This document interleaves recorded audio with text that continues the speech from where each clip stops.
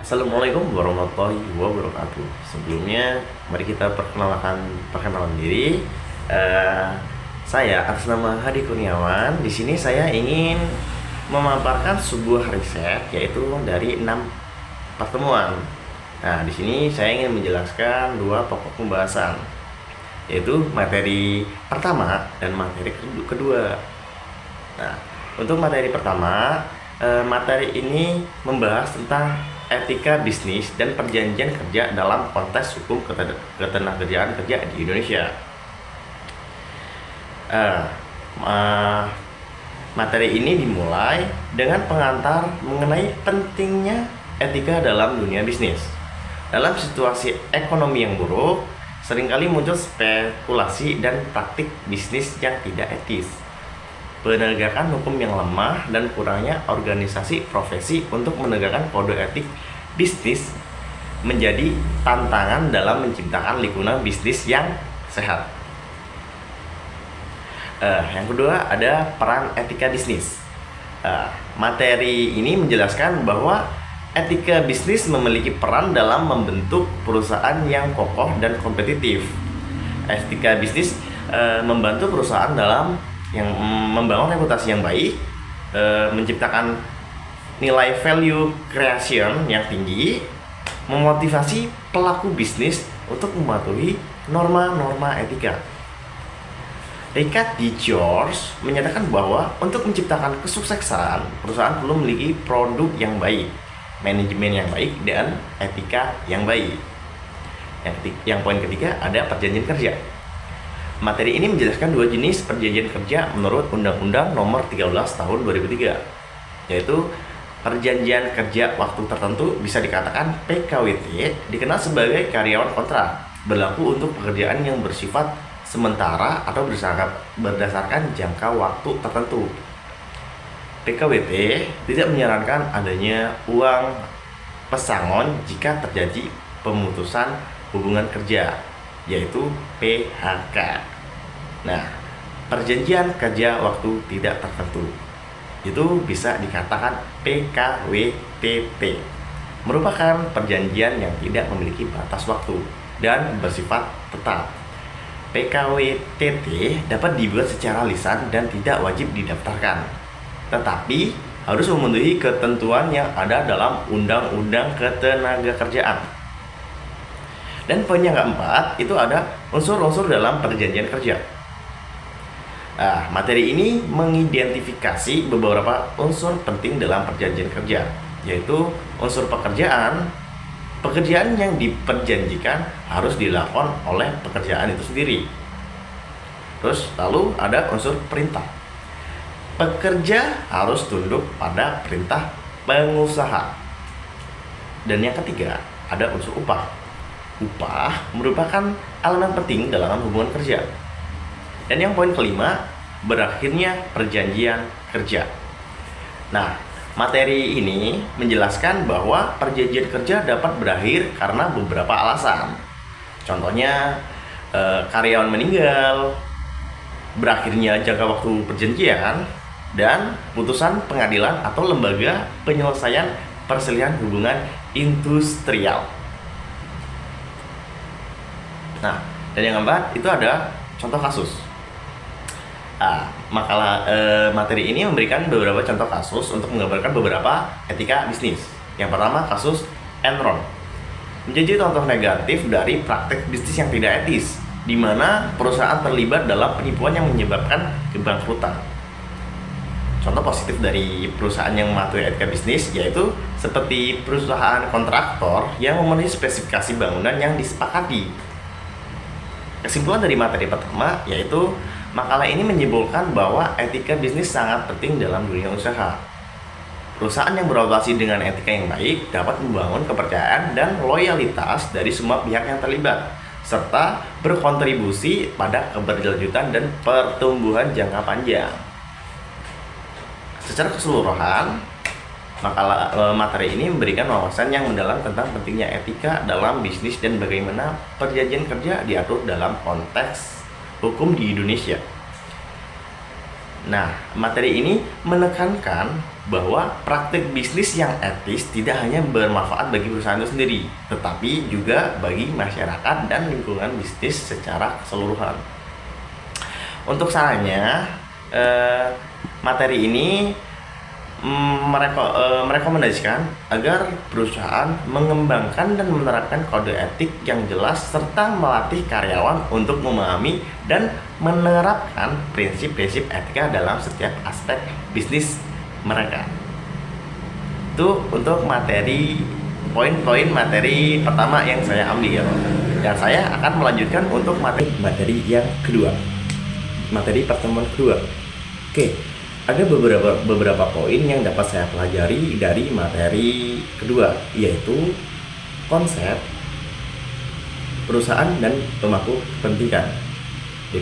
Yang pertama ada definisi perusahaan. Perusahaan adalah entitas yang melakukan kegiatan ekonomi untuk menghasilkan barang atau jasa dengan tujuan memperoleh keuntungan.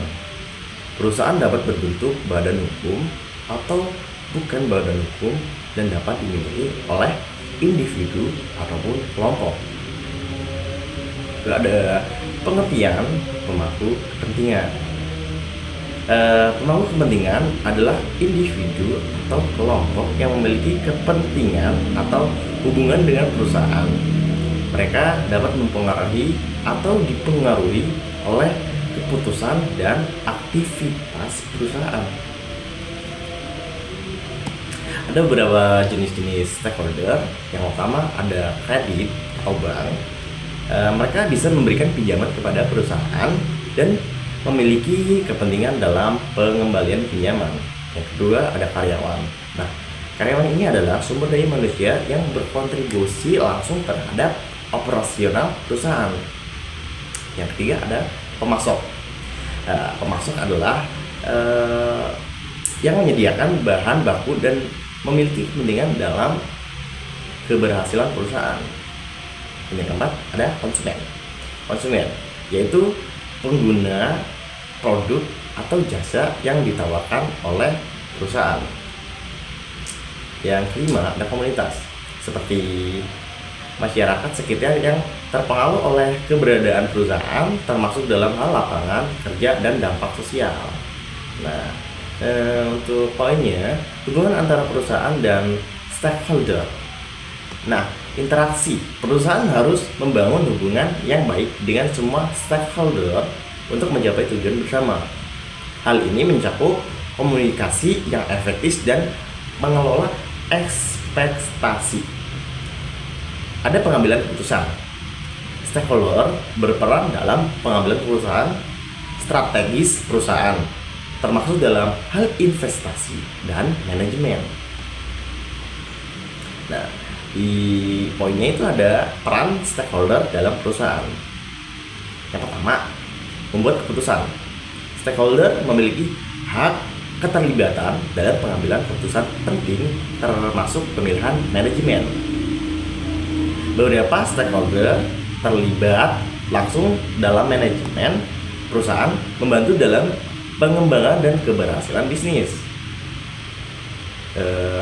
Yang kedua, Baik, assalamualaikum warahmatullahi wabarakatuh. Di sini saya akan menjelaskan tentang atau mengulang materi ketiga dan keempat, etika bisnis. Materi ketiga yaitu tentang teori globalisasi dan etika bisnis, yang beranggotakan kelompok Kak Leli Melani, Laisa Yansa, dan Dikiulo. Baik, langsung saja ke pengertiannya. Menurut Max Stackhouse, globalisasi dapat didefinisikan sebagai serangkaian motif sosial, politik, budaya, teknologi, etika, dan ideologi di seluruh dunia yang menciptakan masyarakat sipil di seluruh dunia yang berada di luar kapasitas negara bangsa manapun untuk mengendalikan. Dan peran etika bisnis dalam berglobalisasi yaitu Etika bisnis berperan penting dalam menjaga keterlibatan bisnis di era globalisasi. Kode etik diperlukan untuk menjamin terpenuhinya hak-hak pengusaha dan konsumen. Dan beberapa isu etika dalam bisnis itu yaitu yang pertama, alih daya, pemindahan pekerjaan dari satu perusahaan ke perusahaan lain. Hal ini bisa dilakukan untuk memperkecil biaya produksi atau untuk memusatkan perhatian kepada hal utama dari perusahaan tersebut. Yang kedua, standar dan kondisi kerja, untuk menjelaskan tugas yang harus dilakukan dan apa yang diharapkan perusahaan dari mereka. Standar kerja yang mencakup berbagai aspek seperti kualitas dan kuantitas kerja. 3. Keberagaman di tempat kerja. Pedoman yang mengatur perilaku, hasil, dan lingkungan kerja yang diharapkan dari karyawan dan perusahaan. Dan keempat, kesempatan yang sama, memberikan kesempatan yang sama dalam hal mencapai kedudukan tentu di atas dasar kemampuan pribadi dan jasa-jasa untuk mencegah kecemburuan sosial. Yang kelima, pekerja anak. Pekerja anak mengacu pada pekerjaan yang dilakukan anak-anak di bawah umur atau berdasarkan sifat atau keadaan dapat berbahaya. Keenam, hak asasi manusia atau HAM. Seperangkat hak yang melekat pada hakikat dan keberadaan manusia sebagai makhluk Tuhan yang Maha Esa, dan merupakan anugerahnya yang dihormati, dijunjung tinggi, dan dilindungi oleh negara, hukum, pemerintahan, dan setiap orang demi kehormatan dan perlindungan harkat dan martabat manusia. Simpulannya, era globalisasi adalah zaman atau waktu yang semua kegiatan manusia berkaitan dengan teknologi. Di era globalisasi ini, segala sesuatunya menggunakan kecanggihan atau teknologi yang tinggi agar tidak ketinggalan zaman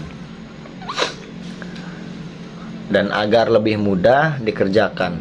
Ketika etika bisnis secara ilmiah diakui bahwa perkembangan masih awal, sehingga memiliki berbagai macam kelemahan di banyak sisi.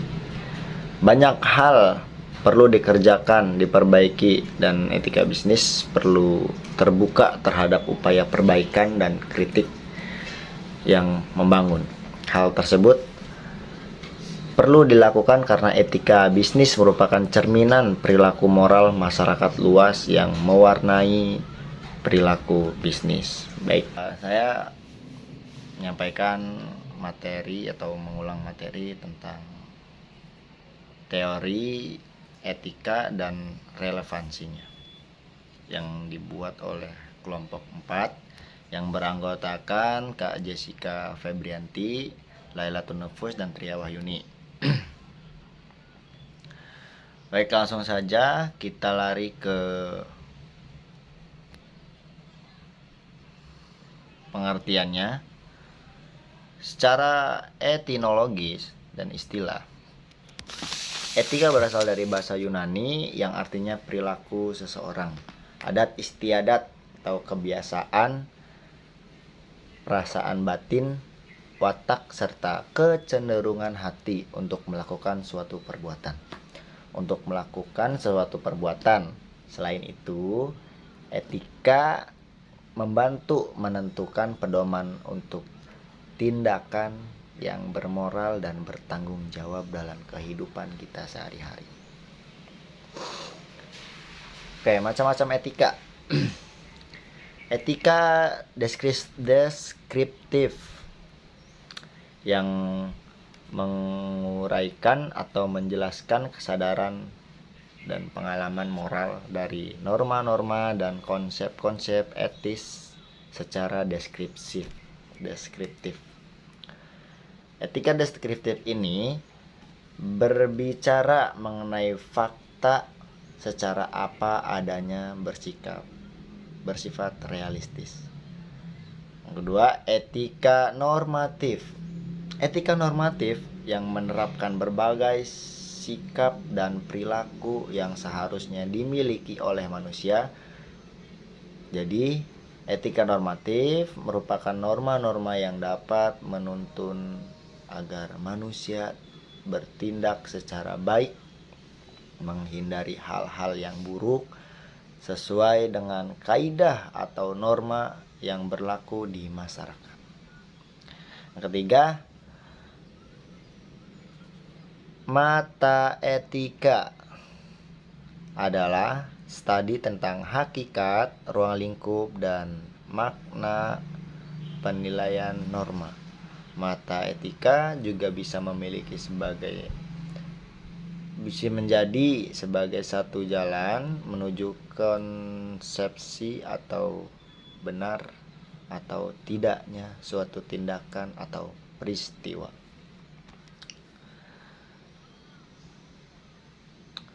Teori-teori etika.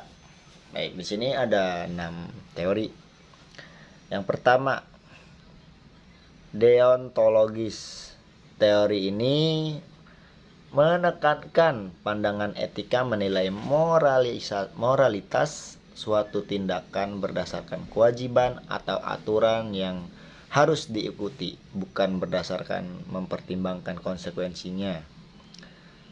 Yang kedua, utilitarianisme.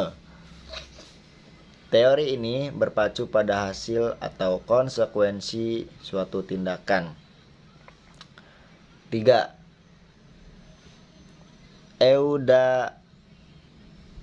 Eudaimonia. Teori ini berfokus pada karakter moral individu daripada aturan atau konsekuensi dari sebuah tindakan. Kontraktualisme. Yang keempat, teori ini yang terkenal akan prinsip keadilan sebagai fairness. Relativisme. 5. Standar moral tergantung pada budaya, norma sosial, atau perspektif individual. Dan yang keenam adalah feminisme.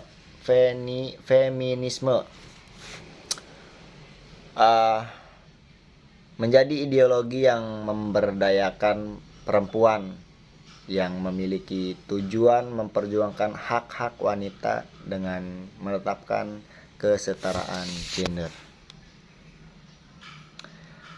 Relevansi teori etika. Yang pertama, panduan dalam pengambilan keputusan. Teori ini memberikan kerangka kerja yang membantu memilih keputusan yang sulit, baik dalam konteks pribadi, sosial, maupun profesional. Yang kedua, mengurangi konflik. Dengan mematuhi standar etika disepakati bersama, individu dalam masyarakat dapat menghindari banyak konflik yang timbul dari perilaku yang tidak etis seperti ketidakmajuan, ketidakadilan, dan keserakahan. Baik, terima kasih. Sekian dari saya.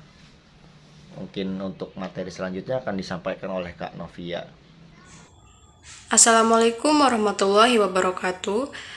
Perkenalkan, nama saya Novia dari kelompok 1. Di sini saya akan mempresentasikan ulang materi dari kelompok 4 dan kelompok 5, yaitu hak dan kewajiban pemilik usaha dan perusahaan sosial dan audit kinerja sosial. Baik, saya akan menjelaskan materi dari kelompok 4 terlebih dahulu, yaitu hak dan kewajiban pemilik usaha.